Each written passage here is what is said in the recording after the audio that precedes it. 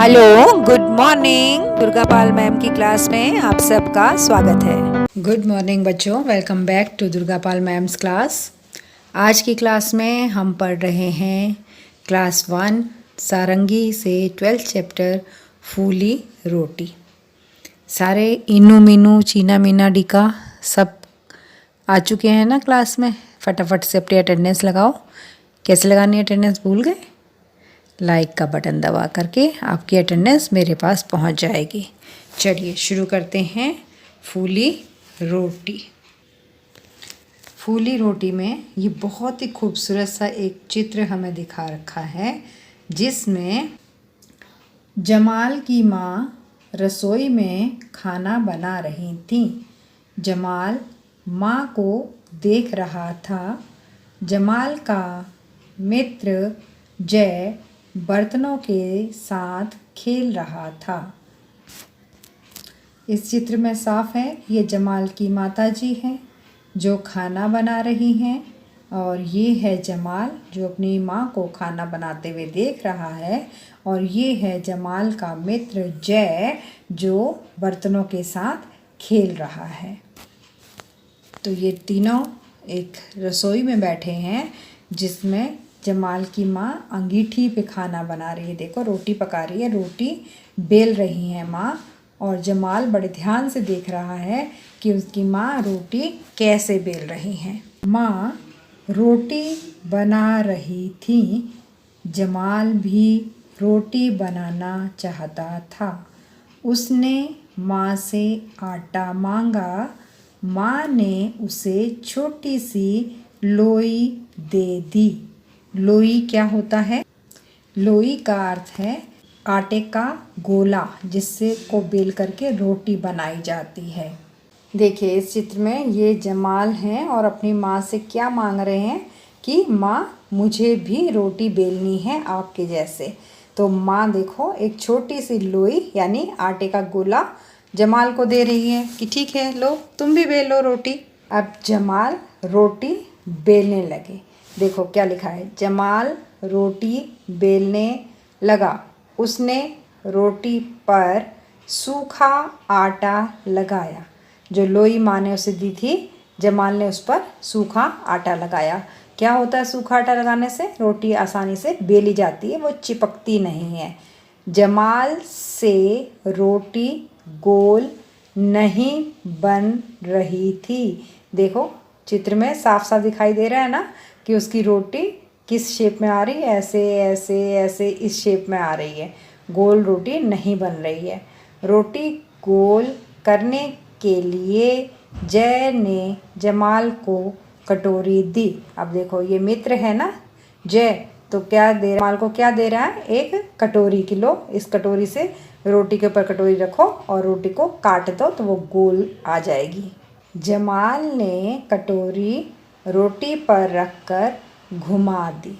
कटोरी को रोटी के ऊपर रखा और उसे गोल घुमा दिया। रोटी गोल हो गई। माँ ने जमाल की रोटी सेंक दी। जमाल की रोटी खूब फूली। जमाल और जय खुशी से रोटी खाने लगे। अब देखो चित्र में देखें, ये देखिए चित्र में जमाल की रोटी तवे के ऊपर माँ सेक रही हैं। सेक रही का मतलब क्या होता है? आग में उसे पकाना, किसी बर्तन के ऊपर रख कर के पकाना, सीधे आग में डायरेक्टली नहीं। तो तवे के ऊपर रखकर माँ रोटी को सेक रही है, और जमाल ने जो रोटी बेली थी वो खूब फूल रही है, बहुत बढ़िया से फूल रही है। अब जय और जमाल दोनों बैठ कर के रोटी खा रहे हैं। अब है इसके प्रश्न उत्तर। पहला प्रश्न बातचीत के लिए मैं हमें दिया हुआ है कि जमाल ने माँ से लोई मांगने के बाद क्या क्या किया। तो जमाल ने जब अपनी माँ से लोई मांगी थी तो सबसे पहले उस पर सूखा आटा लगाया, फिर उसने रोटी बेली, लेकिन रोटी गोल नहीं बनी। रोटी गोल करने के लिए उसने एक कटोरी रखकर गोल घुमा दी।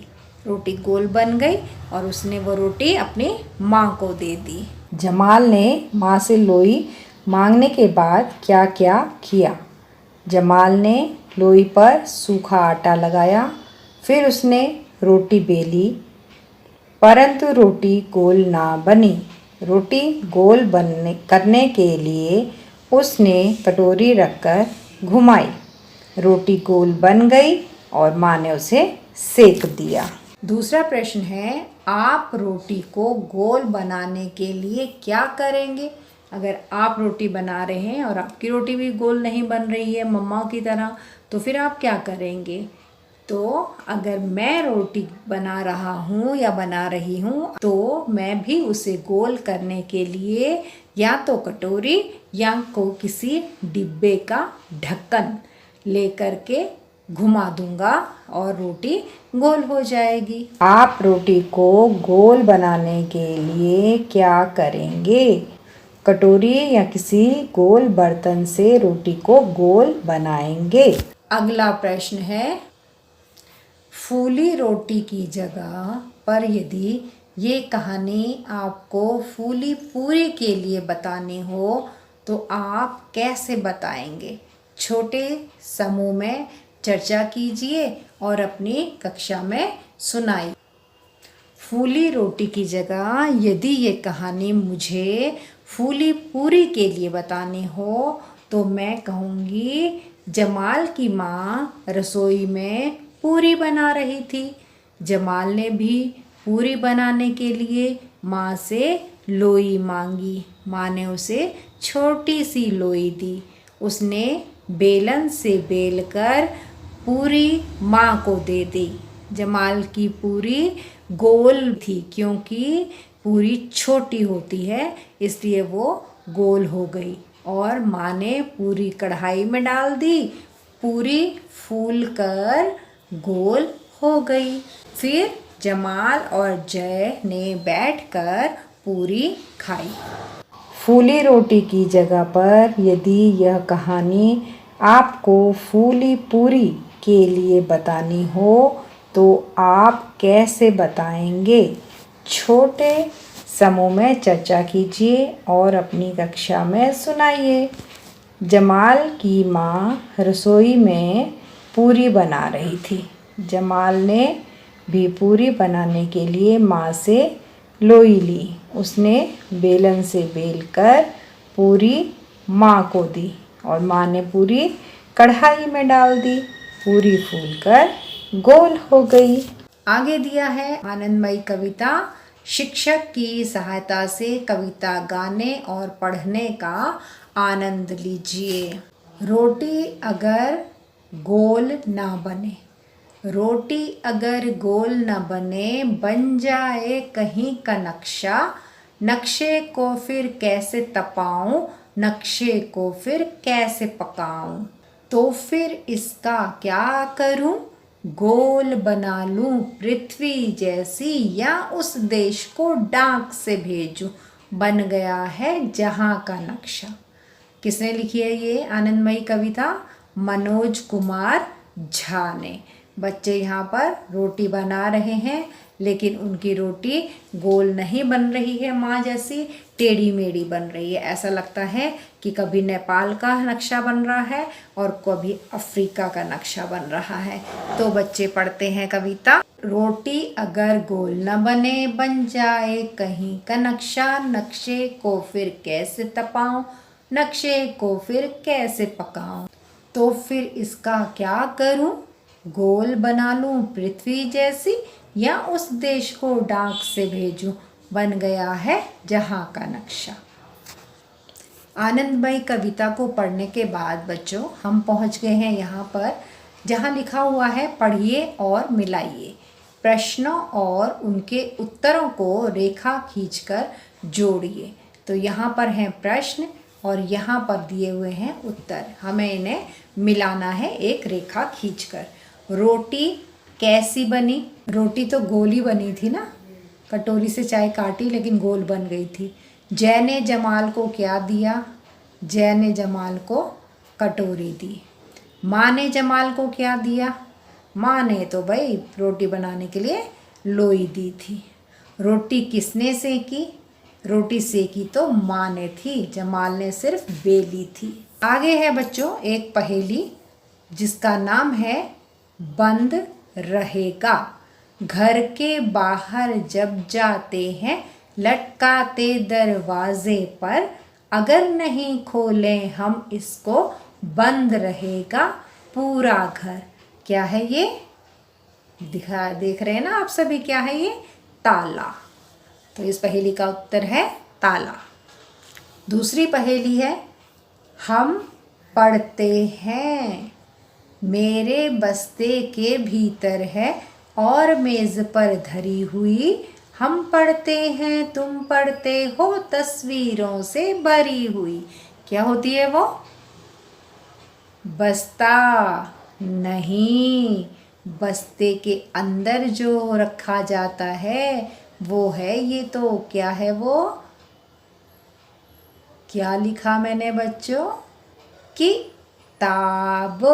किताब, पुस्तक या फिर किताब। अगला प्रश्न दिया है बच्चों हमें शब्दों का खेल। नीचे दिए गए शब्दों जैसे और शब्द बताइए। जैसे नीचे शब्द दिए हुए हैं ऐसे ही और शब्द भी बताइए। उन्हें लिखने का प्रयत्न कीजिए और पढ़कर भी सुनाइए। तो रोटी जैसा ही शब्द एक और क्या हो सकता है? चोटी। ये जो ईना और मीना की चोटी है ना वो। मोटी, छोटी, मोटी और छोटी।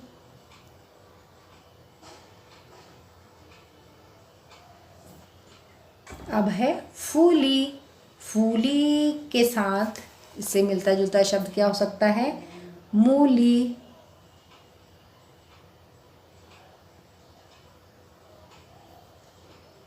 झूली।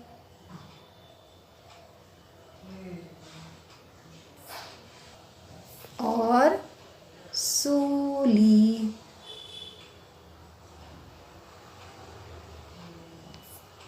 अब है कि आपने जो नए शब्द बनाए हैं उन पर एक एक वाक्य बनाइए। तो यहाँ हमें दे रखी हैं 2 लाइनें, तो हम 2 वाक्य यहाँ पर बना सकते हैं। जैसे हमने लिखा था छोटी मोटी छोटी, तो इन तीनों में से एक का वाक्य हम बना लेते हैं। छोटी से बनाएं या चोटी से? मेरी चोटी लंबी है। मोटी से हो सकता है कि मेरी चोटी बहुत मोटी है, तो उसमें चोटी भी आ जाएगा, मोटी भी आ जाएगा। छोटी से हम यहाँ बना देते हैं।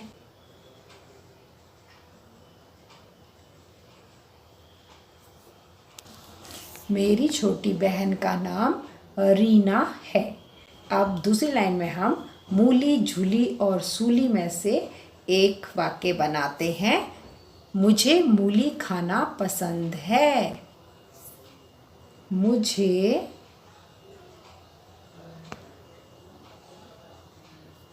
मूली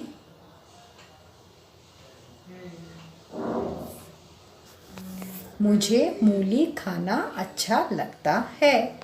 तो हमने ये 2 वाक्य बना लिए। अब अगला प्रश्न हमें दिया हुआ है एक सी ध्वनियों से आरंभ होने वाले शब्दों को पहचान कर घेरा लगाइए। एक सी ध्वनियाँ यानी जिनमें एक जैसी आवाज़ आए, शुरू के अक्षर में एक जैसी आवाज़ आनी चाहिए, उन शब्दों को पहचान कर घेरा बनाना है। तो पहली लाइन में हमें दिया हुआ है जय, जमाल, बुलबुल, जीत। तो किन शब्दों में एक जैसी आवाज़ आई शुरू में? जय, जमाल और जीत में। तो हम इन्हीं पर बना देंगे घेरा, जय पर, जमाल पर और जीत पर। आगे है शरबत, शीला, वीर, शेर। तो किन में आई एक जैसी आवाज़? शरबत, शीला और शेर। अब अगली लाइन में दिया है हमें डमरू, थैला, डफली, डोर। किन से एक जैसी आवाज़ आ रही है बच्चों? डमरू, डफली और डोर से। अगली लाइन में है याद, यमुना, मछली, यशोदा। किसमें एक जैसी आवाज है? याद में, यमुना में और यशोदा में। तो यहाँ हमने बना दिए एक सी ध्वनियों से आरंभ होने वाले शब्दों को पहचान कर घेरा लगा दिया। अगला प्रश्न दिया है बच्चों, अलग ध्वनि से अंत होने वाले शब्दों को पहचान कर लिखिए जिसकी अंत में अलग आवाज आए, उससे पहचान कर बाहर लिखना है। रो टी, छो टी, चो टी। तो तीनों में से तो एक जैसी आवाज आ रही है। किस में से अलग आवाज आ रही है? गोल, इसमें से अलग आवाज आ रही है। तो इसे हमने पहचान लिया और इससे हमने यहाँ बाहर भी लिख दिया।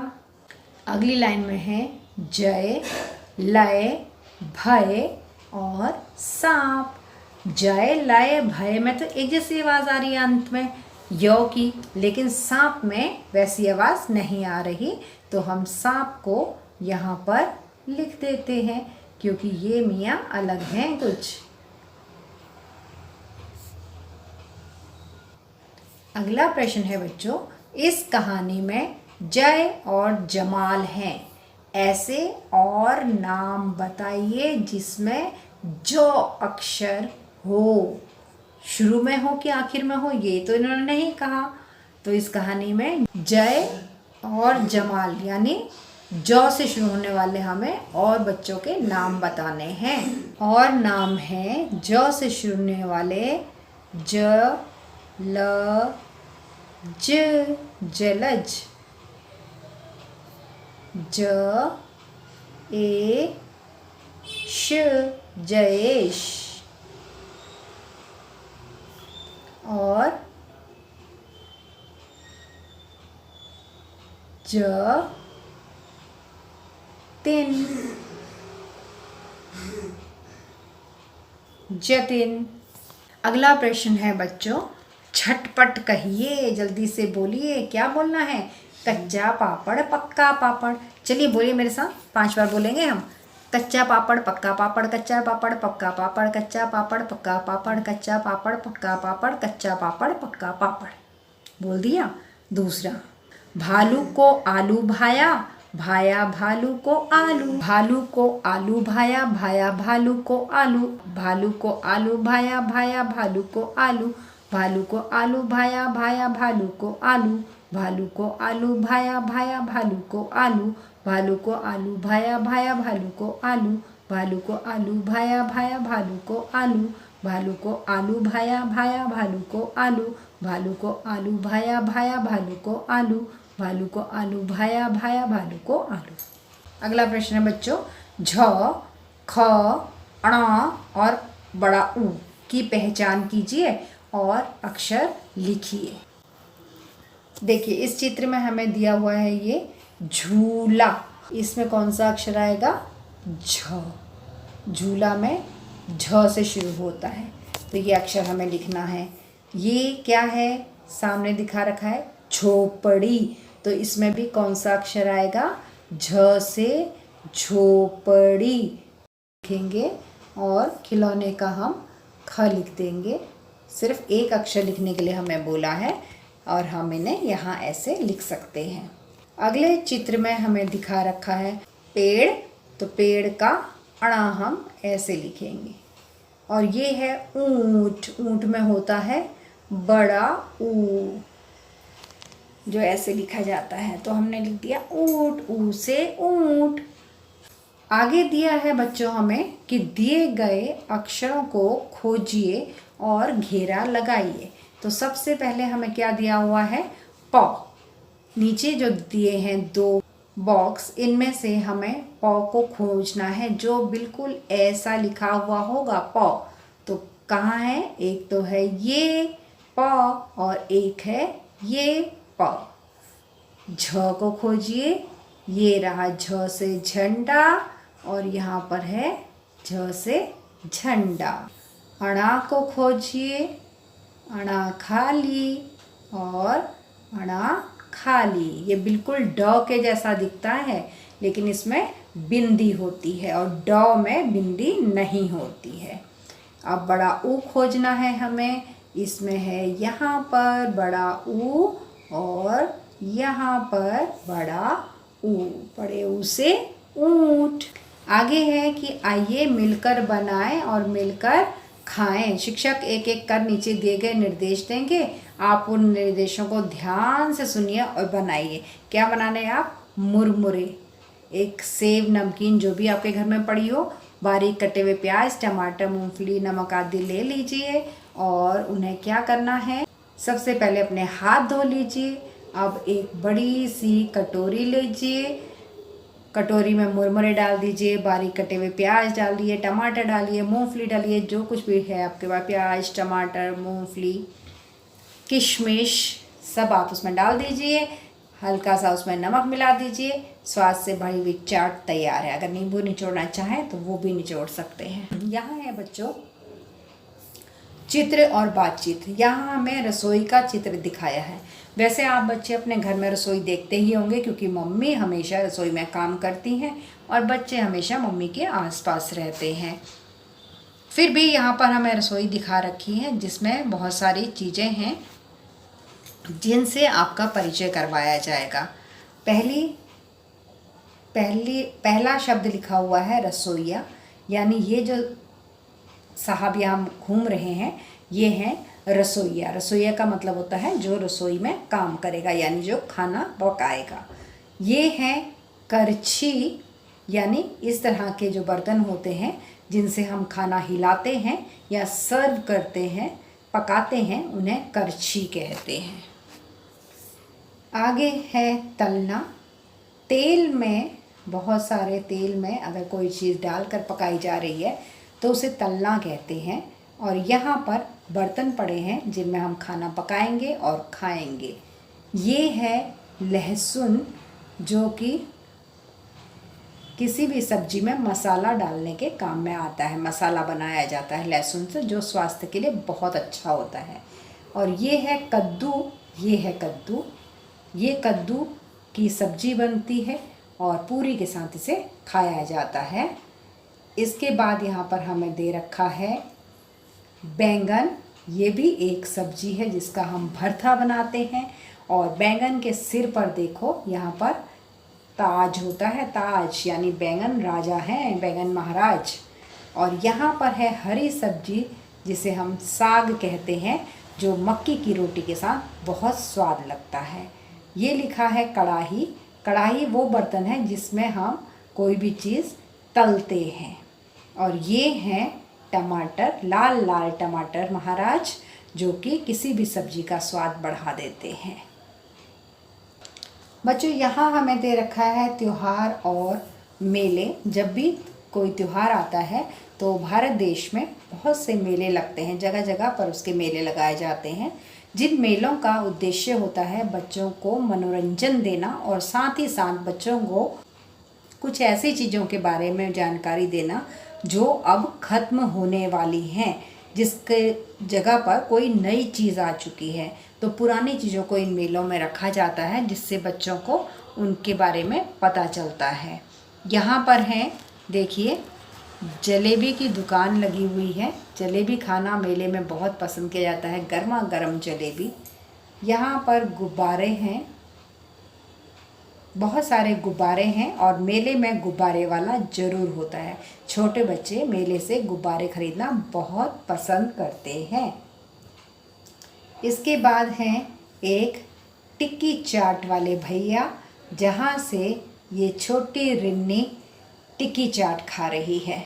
मेले में आइसक्रीम वाला भैया भी ज़रूर होगा, तभी इस बच्चे ने भी आइसक्रीम खरीदी है और अच्छे से खा रहा है। मेले में ये झूले भी आए हैं, देखो। ये वाला झूला जो है इसको बोला जाता है फेरिस व्हील। विशाल पहिया, एक बड़े से पहिए के समान झूला होता है ये। और इस झूले को बोलते हैं मैरी गो राउंड। इसमें गोल गोल घूमते हैं सारे झूले। ये झूला है घोड़े की सवारी। यहाँ पर डफली बेची जा रही है और कठपुतलियाँ भी हैं। यहाँ पर डफली और कठपुतली, बहुत सारे खिलौने हैं छोटे बच्चों के लिए। तो ये एक खिलौने की दुकान है। ये एक महिला हैं जो यहाँ मेले में बेचने के लिए आई हैं। हाथ से बना हुआ वायलिन बजाते हुए ये बेच रही हैं। इसे बच्चों के लिए खिलौना वायलिन है ये। इस पूरे मेले में बच्चे झूला, बहुत मनोरंजन हो रहा है बच्चों का झूले से। और दूसरा, बच्चों को चाट पकौड़ी खाने में बहुत ही आनंद आ रहा है। बच्चे आइसक्रीम खा रहे हैं, बच्चे जलेबी खा रहे हैं, बच्चे टिक्की समोसा खा रहे हैं और झूला झूलने में बच्चों को मज़ा आ रहा है। तो सबसे ज़्यादा आनंद बच्चों को किस में आ रहा है? झूले में और खाने पीने की चीज़ों में। ये दो आकर्षण बच्चों के लिए बहुत ही मुख्य होते हैं।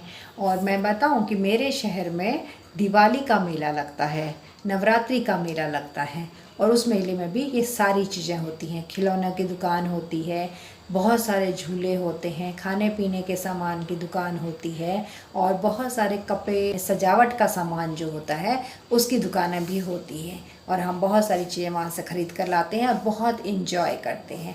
आप लोग भी अपने घर के पास जो भी मेला लगे उसे देखने ज़रूर जाना, बहुत मज़ा आएगा आपको। तो ये था आपका पूरा पाठ फूली रोटी पाठ 12, जिसका मैंने आपको पढ़ा भी दिया, जय और जमाल की फूली रोटी। और मैंने इसके प्रश्नोत्तर भी आपको कराए। आपको कैसा लगा? लाइक का बटन ज़रूर दबाना और फिर करना 4 काम। पहला क्या करना है? लाइक का बटन दबाना है। दूसरा, 2 दोस्तों के साथ शेयर करना है। तीसरा, दुर्गा पाल मैम की क्लास को सब्सक्राइब करना है। चौथा, बेल आइकन को दबा देना है। और क्या करना है? जितने प्यारे आप हो उतना ही एक प्यारा सा कमेंट भी लिख कर देना है। अब चलते हैं, मिलेंगे अगली क्लास में। तब तक के लिए tata, bye bye and love you all. Thanks for attending Durga Pal Ma'am's class. Please like, share, subscribe and don't forget to leave a lovely comment. Thank you.